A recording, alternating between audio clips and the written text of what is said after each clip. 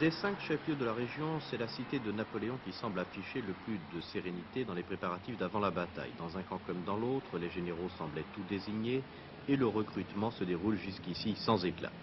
Du côté de l'opposition, les troupes seront emmenées par Philippe Mestre, député UDF de Vendée, ex-préfet des Pays de la Loire et PDG du journal Presse Océan. Ces seconds sont déjà connus, ce sont les responsables des grandes formations de l'opposition, réunis donc au sein d'une liste d'union. Alors c'est une liste d'union, c'est-à-dire que nous avons l'intention d'attirer à nous et de regrouper tous ceux qui refusent la gestion socialiso-marxisante de la ville de La Roche-sur-Yon. Ça signifie par conséquent qu'il y aura en effet dans cette liste, outre des représentants des formations de l'opposition, des personnalités n'appartenant pas à des partis politiques. Philippe Mestre retrouvera donc son adversaire des dernières législatives, Jacques Auxiette, le maire sortant. Aujourd'hui, PSU et Parti communiste occupent la moitié des sièges du conseil municipal, une représentation qui, dans la prochaine liste, sera élargie à d'autres formations de la majorité. Nous négocions actuellement avec l'ensemble des composantes politiques de la majorité présidentielle, qui sont d'ailleurs déjà pour la plupart représentées au conseil municipal de La Roche-sur-Yon. Nous tenons compte, bien entendu, de l'évolution électorale des différentes composantes politiques, mais nous tenons compte aussi de la qualité de la gestion qui a été celle que nous avons faite en commun.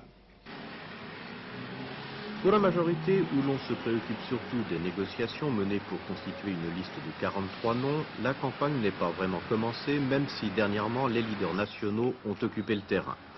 Dans un département réputé comme conservateur, les arguments de politique générale tiendront probablement une place importante, mais municipal oblige, ce sont les conséquences du changement à La Roche-sur-Yon qui seront en première ligne.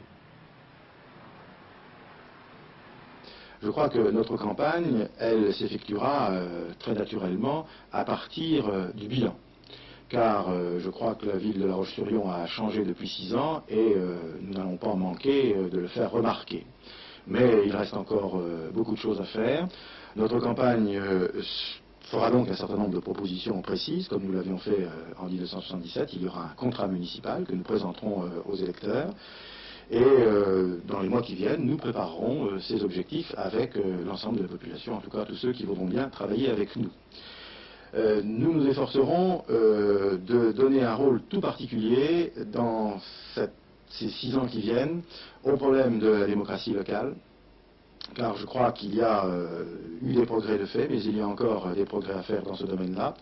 Et nous efforcerons de faire prendre en compte la place de La Roche-sur-Yon dans le département et la région de façon encore plus ample. Les principaux points, je crois, de la campagne porteront sur le caractère un peu fermé de la gestion socialiste, le fait que, je crois que chacun constate que depuis 6 ans, la ville de La Roche-sur-Yon est gérée d'une façon qu'on peut probablement qualifier de sectaire, alors que nous, au contraire, nous avons l'intention, lorsque nous serons élus, si nous sommes majoritaires à La Roche-sur-Yon, de gérer la ville d'une façon extrêmement ouverte, extrêmement libérale, en ne tenant pas compte des préoccupations politiques des uns et des autres. En somme, la gestion que nous envisageons d'assurer est une gestion pour tous et par tous.